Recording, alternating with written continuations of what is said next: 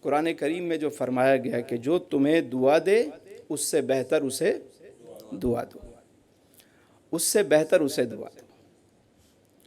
جب بھی دعا کریں نا خلوص سے کریں۔ اور دعا آپ نے دیکھا ہوگا اللہ والوں کے پاس لوگ جاتے ہیں دعا کرانے، کیوں جاتے ہیں؟ کبھی غور کیا اس بات پہ؟ کیوں جاتے ہیں؟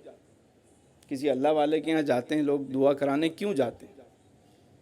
اس لیے کہ انہیں پتہ ہے کہ ان کی دعا قبول ہوگی۔ کیوں ہوگی؟ کیونکہ یہ بغیر کسی دنیاوی مطلب کے دعا کے لیے ہاتھ اٹھاتے ہیں۔ یہ بغیر کسی غرض و غایت کے بغیر، جو دعا کے پیسے لیتا ہے نا، سمجھ جائیں آپ، جو دعا کے پیسے لے، دعا اسی کی قبول ہوتی ہے۔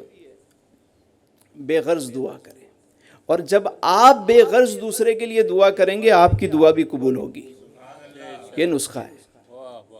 جب آپ کسی کے لیے دل سے بے غرض ہو کر دعا کریں گے آپ کی دعا بھی قبول ہوگی۔